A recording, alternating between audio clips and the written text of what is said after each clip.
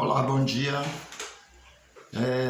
Eu queria falar sobre a Irmandade da Boa Morte, porque eu recebi aqui uma mensagem, um link com uma matéria no Correio da Bahia, que já é a segunda matéria, né, falando sobre esses pequenos conflitos, esses pequenos problemas que estão acontecendo dentro da Irmandade da Boa Morte. E eu queria fazer uma intervenção, mas com a melhor intenção possível, que na verdade eu gostaria de jogar uma água fria, um hominheró nessa confusão, ou nesse pequeno conflito, e eu faço isso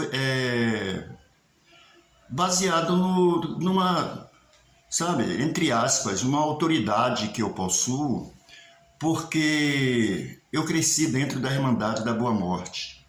Meu pai tinha uma ligação muito forte com a Irmandade da Boa Morte por meio da Irmandade do Senhor Bom Jesus da Paciência, que historicamente sempre foi uma irmandade masculina formada por pardos e negros, fundado em 1837 aqui em Cachoeira, e que minha família toda, desde meu bisavô, isso é registro histórico, está documentado, né? Era associado a essa irmandade. Toda a minha família, inclusive eu sou. E meu pai era a pessoa que fazia, entre aspas, o trabalho de homem dentro da Irmandade da Boa Morte, todo ano que tinha festa, né? Era meu pai e era o babalorixá Manuel Cerqueira de Amorim, popularmente conhecido como Nezinho do Portão, o Nezinho da Muritiba. Ele transitava muito lá em casa, conversando com meu pai. E a Irmandade da Boa Morte, quando tinha a sentinela, na igreja matriz da cidade, que minha família sempre morou ali em frente à igreja, um pouco tangencial à igreja matriz, e as Irmãs da Boa Morte ficavam lá em casa.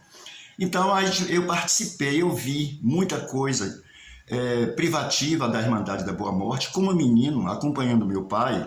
Aliás, meu irmão mais velho, um ano mais velho do que eu, Davi, que mora no Espírito Santo desde a década de 70, por aí, ele conviveu mais com a Irmandade da Boa Morte porque ele era muito ligado a meu pai e acompanhava meu pai nessas coisas. Então ele viu muita coisa, eu também vi muita coisa, então eu posso falar essa coisa, né? Falar sobre isso, sobre a Irmandade. A primeira coisa que eu quero dizer é que a Irmandade da Boa Morte não é irmandade, ela é uma devoção. E assim sempre as irmãs se referiam à Irmandade, entre aspas. Elas eram devotas de Nossa Senhora da Boa Morte. Isso desde o início do século XIX, lá no Pelourinho, na igreja de Nossa Senhora do Rosário dos Pretos, e depois na Barroquinha. E depois vieram para aqui. A Irmandade da Boa Morte foi criada aqui em Cachoeira, não em 1820 ou 1822, como as pessoas falam. A Irmandade da Boa Morte foi criada aqui em Cachoeira.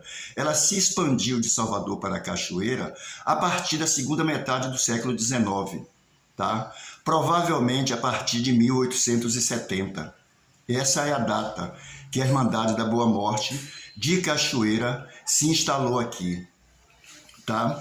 Então, esse é o primeiro ponto. Não é irmandade, porque irmandade, para ser irmandade, ela deveria ter um compromisso ou um estatuto aprovado pelo bispo, né, aprovado pelo Papa, aprovado pela Igreja Católica Apostólica Romana e também pelo Estado, na época em que a Igreja estava atrelada no Estado. Então, qualquer pessoa poderia fazer uma irmandade, mas ela teria que cumprir esses critérios de fundação de uma irmandade, um grupo de associados, um compromisso e uma aprovação desse compromisso pela Igreja e pelo Estado. Então, por isso existiram várias irmandades e essas irmandades que eram separadas por categorias sociais, de preto, de branco, de africano, de afrodescendente, de portugueses, sabe? Então tinha irmandades de tudo quanto era condição e status, né? E a Irmandade da Boa Morte, ela tem uma estrutura, né? Ela tem uma estrutura e como uma corporação religiosa antiga, né, que foi inscrita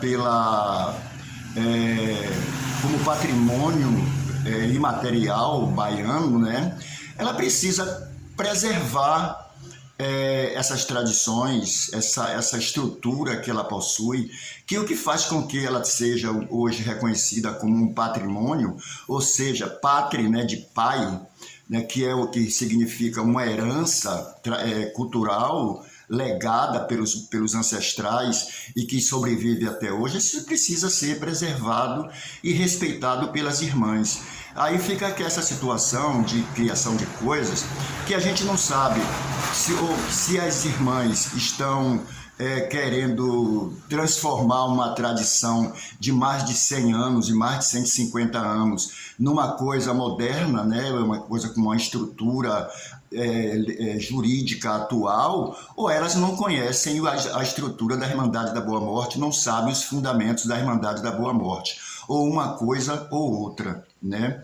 Então, primeiro, a Irmandade da Boa Morte, ela nunca teve presidente ou presidenta, nunca teve um conselho jurídico, um conselho consultivo, uma diretoria, né, chamada mesa. Ela não tem. A distribuição do poder dentro da Irmandade da Boa Morte, ela dura somente um ano, tá? E ela dura exatamente um ano para que o poder não se concentre em mãos de uma pessoa ou de um grupo, que é o que está acontecendo agora, tá? Então, esse poder, esse grupo que detém o poder anual e temporário, era formado pela juíza, procuradora-geral, tesoureira, escrivã, que a cada ano ela passava esse poder para um outro grupo, né? E esse poder é representado pelo báculo, que é aquele pedaço de madeira, né? Aquele coisa que a juíza leva na frente. Aquilo é o que simboliza o cetro, né? É aquilo que simboliza o poder, o cetro, o báculo. E a santinha, aquela imagem do oratório, que fica temporariamente, na mão da juíza da festa daquele ano, tá? Então ela tem as atribuições, entre aspas, jurídicas, ou a ela é delegada, o delegado, o poder, para que ela resolva as coisas referentes à festa daquele ano que ela é juíza, juntamente com o seu grupo. Agora tem a juíza perpétua, que é aquela pessoa mais velha dentro da Irmandade da Boa Morte. Tá? A mais velha exerce a função de juíza perpétua. Juíza perpétua até ela falecer, né? Porque depois ela será sucedida pela pessoa segundo mais velha do que ela, sabe? Mais nova do que ela, da hierarquia de senioridade. E essa função de juíza perpétua, ela é uma função simbólica. Ela, por exemplo, ela é a responsável pela festa, ela é a responsável, a juíza da festa a cada 7 anos, porque dentro da estrutura ritual da Irmandade da Boa Morte, a cada 7 anos, a juíza é Nossa Senhora da Boa Morte. Como Nossa Senhora da Boa Morte é uma divindade, ela não tem corpo físico, então ela é representada pela juíza perpétua, ela tem essa função, né? E essa delegação de poder era feita, né? Por meio de uma eleição, né? Então supomos que Dona Zelita é uma candidata a ser a juíza da festa do ano de 2024. E a outra pessoa, a Dona Dalva, por exemplo, também é candidata. Então, ela será submetida a um escrutínio, tá? Aí vai ter essa reunião acontece logo no final de julho ou no início de agosto, como está acontecendo agora. E aí as irmãs se reúnem secretamente, né? E ali elas têm, por exemplo, Dona Zelita é feijão e Dona Dalva é milho. Então você pega, todo mundo fica com uma pequena quantidade de milhos e feijões e ali você deposita quem que você aceita para ser a juíza daquele ano. Quem ganhar, né, quem tiver o maior número de milhos ou feijão, essa é a vencedora. E aí acabou, é ponto pacífico. Não tem para onde reclamar, não tem que fazer nada. Às vezes tinha o suborno, né, como acontece sempre, né? Então, vamos supor que tinha lá 24 irmãs votando e aparece 24 grãos dentro do lugar da urna onde coloca os milhos e os feijões do voto, e essa urna, na verdade, era aquela sacolinha, aquelas pedras de mola, ia jogando lá, era contado. Então, tinha que ter 24 milhos e feijões. O total de milhos e feijões tinha que ser 24 grãos, ou o número de pessoas que votaram, que estava presente votando. Se desse 25 ou se desse 23, tinha alguma coisa errada, parava e reiniciava tudo de novo. Então ali acabava, sabe? É aquela pessoa que era juiz e aí acabou, não tem problema nenhum. Não tinha esse negócio de eu sou presidente, eu é quem mando, eu é que faço, eu é que aconteço. Isso não existia. As relações conflituosas que existiam lá eram relações relacionadas a fundamento de candomblé, fundamento de coisas, sabe? Não era nada disso relacionados às questões jurídicas, entre aspas, ou questões sociais, ou relações de poder, né, de uma forma desonesta. Isso não existia na Irmandade da Boa Morte. Depois dessa lição, aí outro critério muito interessante é o critério de admissão de irmãs. Não pode ser qualquer pessoa que pode ser irmã da Irmandade da Boa Morte, sabe? Não pode. Você tem que ter uma relação de ancestralidade sociológica com as antigas irmãs. Ou seja, a bisavó ou a tataravó legava, era sucedida pela bisavó, que era sucedida pela avó, que era sucedida pela mãe, que era sucedida pela filha ou sobrinha, neto, Existia uma relação de familiaridade, de sucessão familiar entre as irmãs, né? E depois também tinha o critério de que você pertencia ou não a determinados orixás. Tem orixás que não podem ser pessoas consagradas a determinados orixás, que não pode ser irmã da Boa Morte. Por exemplo, Xangô, sabe? Embora Sobô possa, mas Sobô, a história mítica de Sobô não é a história mítica de Xangô, embora nessa onda de sincretismo religioso interno do candomblé, né, se associe Sobô a Xangô, porque eles são orixás do fogo, ou Caviono. Então, mas tem esses critérios, não é qualquer pessoa que pode entrar na Irmandade da Boa Morte. A Irmandade da Boa Morte não cultua Exu, tá? Aquele símbolo que tem lá no frontal da sede da Irmandade, da capela da Irmandade da Boa Morte, aquilo é de prata, né? O original é de prata. Aquilo ali está todo o fundamento da Irmandade da Boa Morte. Todo o fundamento está ali, tá? Quem souber ler, que vai interpretar aquilo ali, sabe? Mas o fundamento da Irmandade da Boa Morte é aquilo, tá? Então você vê Nossa Senhora da Boa Morte em cima, ou da Glória na parte de cima daquele círculo, né? E a imagem de Nossa Senhora morta no caixão, né? No esquife, embaixo. E ali um bocado de anjinho, um bocado de não sei o quê, que você não vê flores, você não vê vela naqueles negócios, porque africano, religiosamente, não acende vela nem dá flores ao orixá. Isso é coisa de candomblé do Brasil, tá? Então, tá ali e tem uma faixinhazinha ali no meio que representa um outro orixá, que é o Oxumaré, que é a figura que faz o ciclo interminável entre o Orum e o Aie, a vida e a morte. São relações de contiguidade, tá? Isso é um complexo, isso precisa ser analisado do ponto de vista antropológico, e as pessoas não conhecem isso, né? Então, é assim que era admitida as irmãs, né?